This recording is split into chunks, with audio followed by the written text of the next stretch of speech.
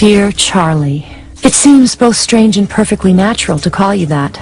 Although when I last saw you, I was nearly half the age I am now, and you weren't a preeminent medical expert. Thank you for your note after Johnny's death. Accidental death can cover a multitude of sins, but I know it was suicide. As a doctor yourself, you know psychiatrists like Johnny have an extremely high rate of it. But I think, and this gets me to the material I'm enclosing with this letter, I think Johnny's suicide was prompted by a particular patient. But I'm getting ahead of myself. I'm enclosing what I found in Johnny's personal effects. This box. The handwriting, burn this, is Johnny's, and, well, I didn't listen. Like Pandora, my curiosity got the better of me, and I opened it. I wish I hadn't. Inside the box is my brother's account of the patient he was treating. His notes are increasingly fragmented. Refer to the patient as N. Case notes, June 1, 2007, patient N, 48, partner in a large Portland accounting firm, divorced, father of 2 daughters. Insomnia, OCD, you've heard it all 100 times before, but it's the underlying cause of those problems I came here to deal with. The reason I can't sleep, the reason for the compulsions. The reason is what happened in August of last year. What's wrong with me could be very dangerous to me, possibly to others. I'm at condition orange here, Dr. Bonsaint, edging into condition red. Do you count things? Of course I do. The number of clues in the New York Times crossword puzzle, my own footsteps, number of rings when I call someone, other people's footsteps, their shoes, black shoes on the way to lunch, brown on the way back. 30's a good number. 15 pair, most days not a problem. 30 is purty, my little rhyme. 15 is keen.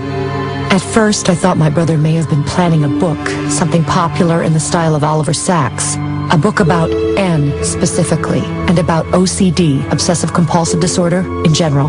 The thing is, the manuscript for the book, which I'm sending along with this letter, seems alive, and not in a good way.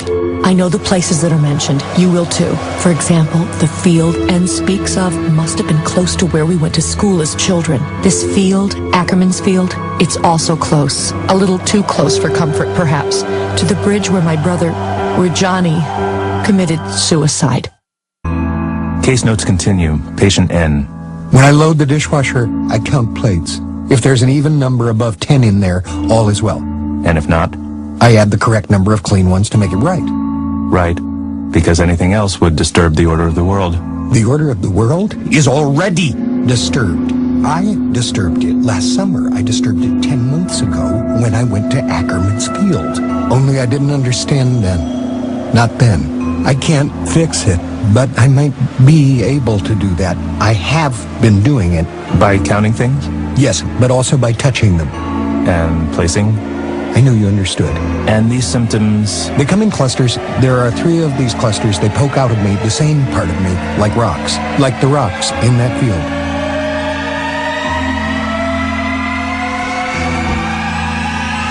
There, that makes it safe. It preserves the world. For now. Reality is a mystery, Dr. Bonsaint, and the everyday texture of things is the cloth we draw over it to mask its brightness and darkness. But there are places where the cloth gets ragged and reality is thin. Ackerman's field is one of those places. Because when you walk up to the stones as I did, and you look at them, you can see the faces. Not human faces either, the faces of beasts and monsters. Or it could just be a trick of the light. I snapped some pictures, 5, a bad number, but I didn't know that yet. I stood back wanting to get all 7 stones in one picture, but when I framed the shot, I saw that there were really 8. 7 by the naked eye, 8 through the lens. I went from stone to stone, touching each one, counting each one. I had to. I knew that the way I know I have to keep breathing if I want to stay alive. This might all still be in my head, but if it's not, if what I saw and sensed in Ackerman's field is real, then I'm carrying a kind of infection, which I could pass on to you. I touched the stones. I'd touched them, and they were fixed. 7 when I looked, 8 through the camera. It didn't matter. After touching them, they were fixed. I felt relieved. But I still felt afraid. There was something wrong. Everything screamed it, even the silence of the birds. So I ran. I was most of the way back to my car. I might even have been touching the door handle when something turned me around again. And that was when I saw there was something in the middle of the stones. It was turning very slowly, but it never took its eyes off me. And it saw me. It saw me looking. And it grinned. And where there was one, there would be more. 8 stones would keep them captive, but if there were only 7, they'd come flooding from the darkness on the other side and overwhelm the world. Case notes continue. Patient N, obsessive-compulsive disorder. The stones are a gate, I think. A gate between realities. Possible schizophrenic tendencies. Maintain observation for code 295.3 symptoms. But there's a gate in our heads, too. One that keeps the insanity in all of us from flooding our intellects. Is that what you think happened to you at the field? That some kind of barrier in your mind had been breached? No. Yes. I'm not sure. I felt distorted, dislocated. That I'd seen that in the stones there was a face. And I felt infected. Dangerous, as if I could summon the thing just by thinking about it too much. And it wouldn't be alone. That whole other cosmos would come spilling through like vomit through the bottom of a wet paper bag. I went around and locked all the doors. I was sure I'd forgotten a couple, so I counted. Front door, back door, pantry door, bulkhead door, garage overhead door, back garage door. 6 doors. 6 is a good number. How do you know? I just knew. It's warm, not cold. Like 5 or, 7. 6 is a fix, I remember saying. I couldn't sleep, so I counted all the books in my bedroom bookcase. 93. That's a bad number. Divide 93 by 3, you get 31. 13 backwards, so I added another book, 94. But that wasn't enough, so I got 6 more and crammed them in. 100, a good number. 6 is a fix. Exactly, you get it. And were you placing things, too?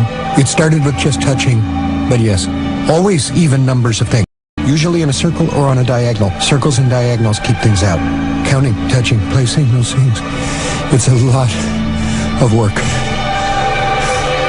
A lot of responsibility. Case notes continue. Patient N. Today, N related how he got the photos he took at Ackerman's field back from the developer. He said that none of the photographs came out. So he rented a digital camera and went back to the field. Classic rationalization behavior. N wanted to return to the field and was looking for any excuse. But this time, the field was obstructed. Patient's compulsion to return to the field was so strong he was willing to risk arrest and prosecution. Classic OCD. Patient is convinced he saw something in the center of the stones. Quoting, "There was a faded place," unquote. Patient claims he felt that it seemed as if he could, quoting again, "punch out with one fist and tear right through the fabric of reality," unquote. At which point patient's delusions returned. Patient claims he heard something. He claims he heard that the stones spoke his name. So you heard your name? You make it sound like it was a trick of the wind? It wasn't. I heard my name because it was spoken.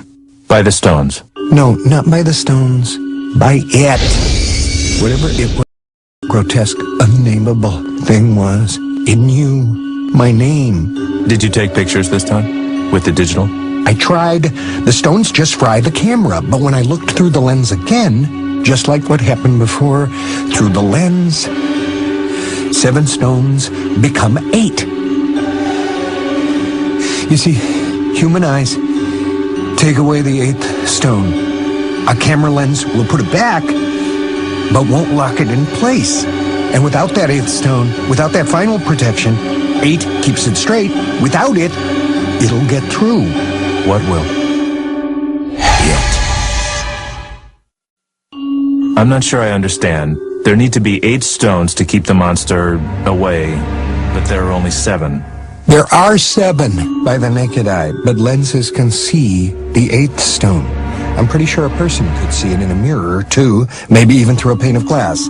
But there's no means of recording it, of making some kind of record of the 8th stone. Is that a polite way of saying I'm crazy? No, I'm just trying to get a clear picture, no pun intended. I get it, you want proof, right? Like you said, some kind of record, so did I. That's why I took the camera in the first place, But you couldn't take a picture, any pictures, of this 8th stone. Do you see what I'm getting at here? Yes, I do. I read about this sort of thing, trying to get the patient to confront his delusions. I get it, but here's the thing. In December, after my OCD started to subside and I was actually sleeping through the night for the most part, something came in the mail for me. Something real. Something that proved it wasn't all in my head. The letter was marked personal, no return address. There was something inside. I could feel it through the envelope. AF. And what did you think the AF stood for? Come on, Doc. What do you think? Ackerman's field, right? Or a person's initials, or... I knew what it was, and what it meant. If there'd been a letter, it would have said, I tried to keep you out, it's not my fault, and maybe not yours, but either way, this key and all it opens is yours now. That's very specific. That's what it would have said. You sound pretty certain of that. I am. Just like I'm certain that field is now my field. Those stones are now my stones, and whatever it is they're keeping is my responsibility. Just like I understood that I had activated the place just by looking at it. By looking, I took away the 8th stone. I could put it back with a lens, but only for a while. I had to keep renewing the protection with symbolic acts. Things were better last winter. The OCT got better, but then in April, things started getting bad again. I was counting more, touching more, and placing just about everything that wasn't nailed down in circles or diagonals. I started having nightmares again. The same dream. A dark, unspeakable dream. I could see it clear as day, as gray-black as twilight. And even though it was a dream, hope, it was a dream, just a dream. I knew it had escaped from the standing stones in Ackerman's field. And I knew that it was my fault, because I'd failed in my responsibilities. So this creature, the one that you let escape... Good thought. Excuse me? It's what the creature was saying in the dream. The creature can speak. The creature speaks without talking, just like the stones did. Just like the stones did when they spoke to me.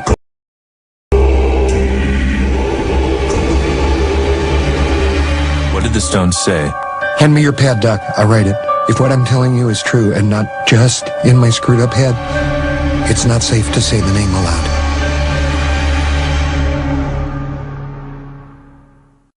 Case notes continue. Patient N.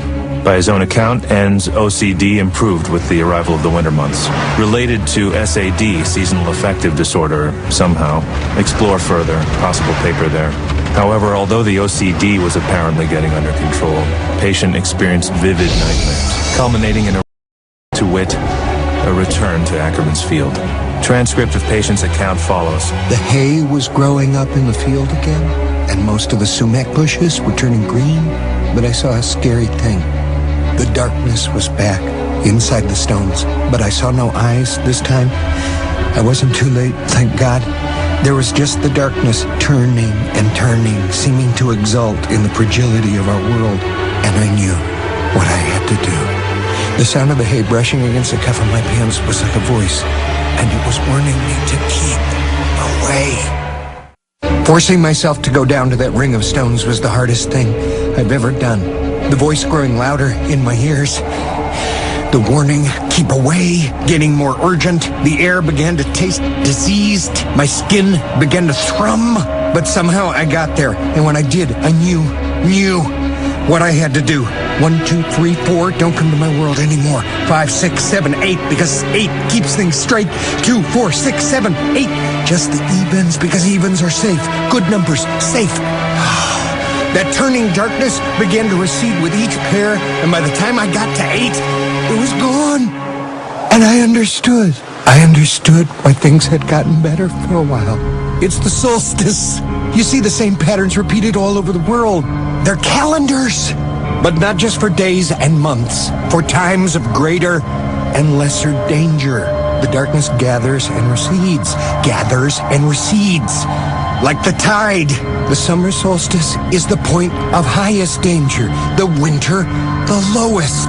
I didn't get better in the winter. The darkness just went away. And whether it's real or all just a delusion, the work is just as hard. The responsibility. You can't imagine the responsibility for the entire world, Doc. The weight of it, literally on my shoulders. It just feels that way. The work we have to do now is... At least I'll get a break come winter, if I make it that far. What do you mean? And you know what I think? I think we finished, you and I. Actually, I think we still have a great deal of work left to do. No, we're done. This concludes today's program, as they used to say on the radio. This is very common. After a breakthrough, it's normal for patients to want to... Thanks, Doc. Look, don't worry. You may see me again, or at least hear from me. I can help you. It just takes some time. Thank you, Doc, for everything, for listening. By the way, those, I wouldn't move them if I were you.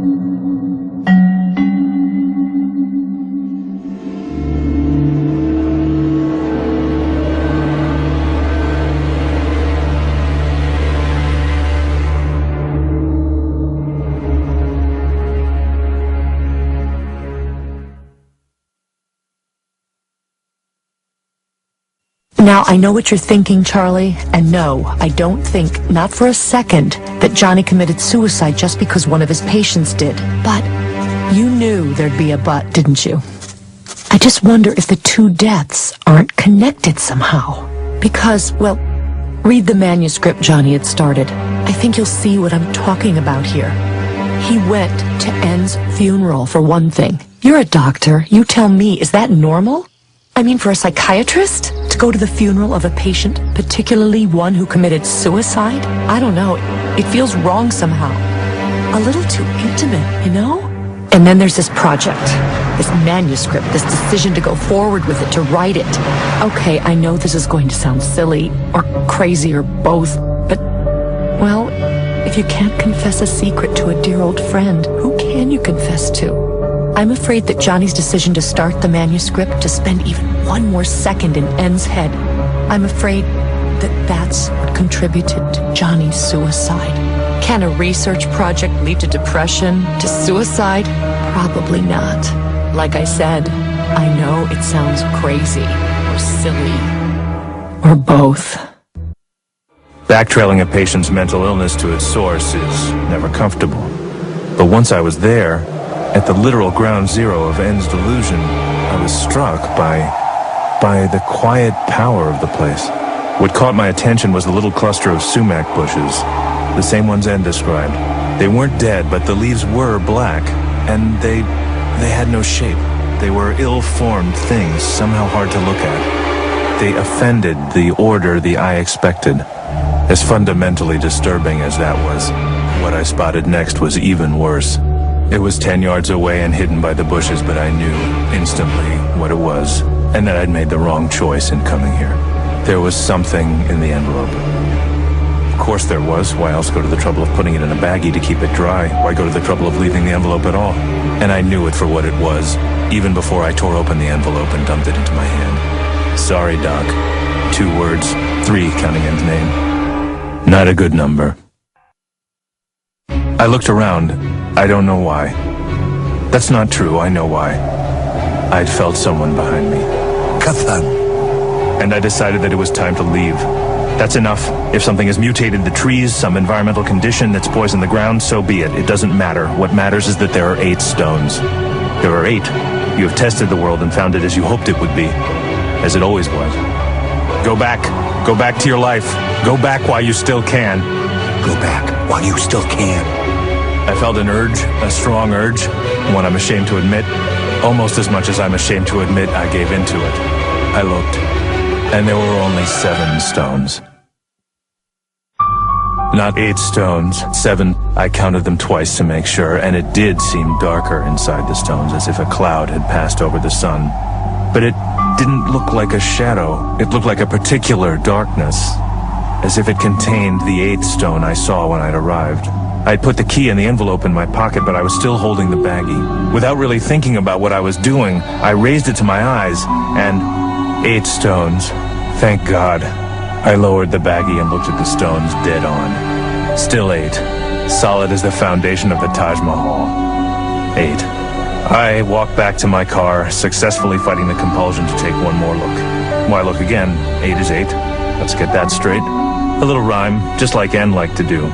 But just because I had a moment of being like a child frightened by a ghost story, doesn't mean I've contracted N's affliction. I'm a psychiatrist, a PhD, and trained medical professional, and I'm here to tell you that mental illness can only be contracted genetically, if at all. I'm carrying a kind of infection, which I could pass on to you. I have decided against the article. Best to put the whole business of N behind me. I've thrown the key away. The article remains abandoned. However, I see no reason to discontinue writing down my thoughts and observations as a kind of journal. Fished the key out of the trash this morning. It's just a key. All right, yes, I admit it. I have been counting a few things and making sure there are even numbers around me. Paper clips, pencils in the jar.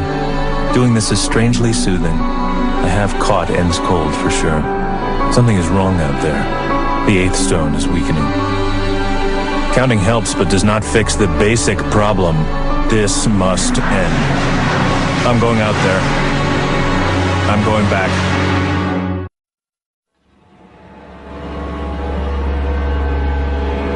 I went back. And I saw it. The darkness. It was almost complete. I cannot live my life this way. I don't accept this, I don't. I let N's obsession get a finger in my psyche. And it has continued to widen the gap, slipping in a second finger, a third. But I saw with my own eyes. I saw the three-lobed eye N spoke of. It belonged to nothing from this world. There is a world behind this world, filled with monsters.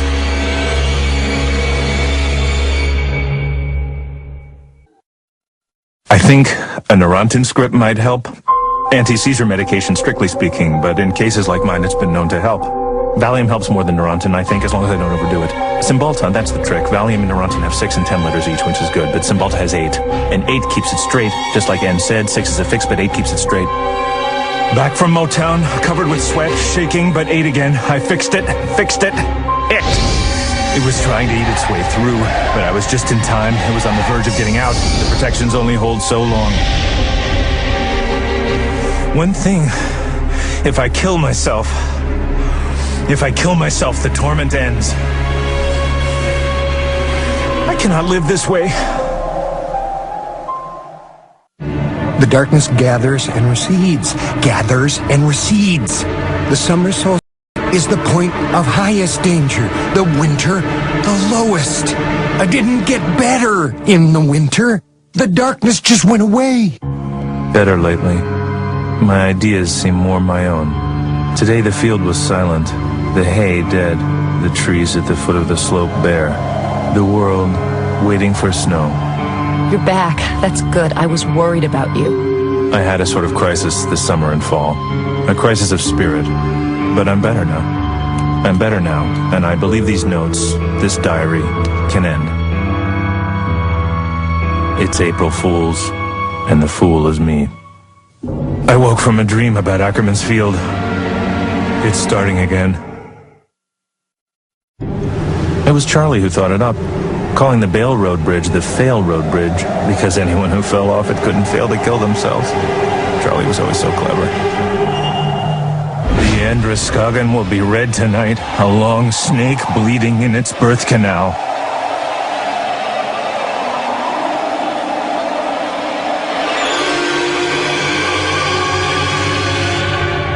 Nick's picks and rotten sticks.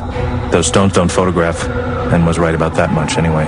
Each deeper than the last. This is the design all the earth proclaims. 8 is fate and keeps the world straight. Good deal for the world. Not such a good deal for Dr. Bonsaint. Charlie was always so clever.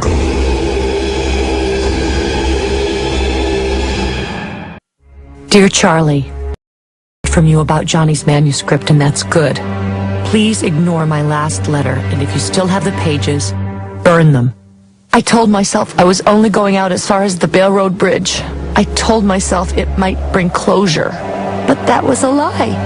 Because why else would I take the key? I found it in his study, next to another key, to balance it, as he would have said.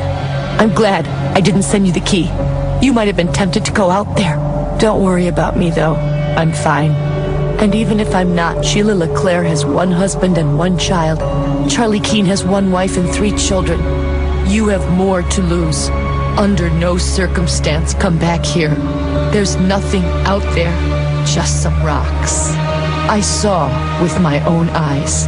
I swear there's nothing out there. So stay away.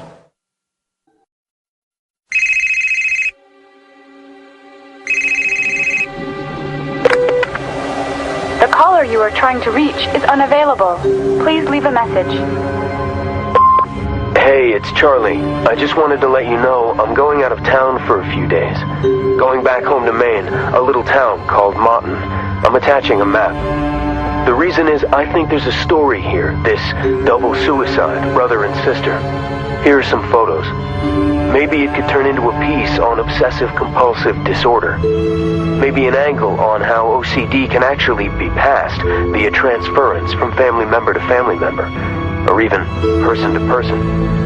I'll tell you, the idea of that kind of scares the crap out of me.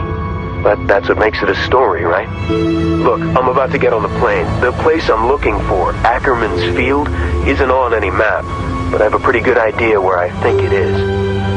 Maybe I'll email you some pictures when I get there.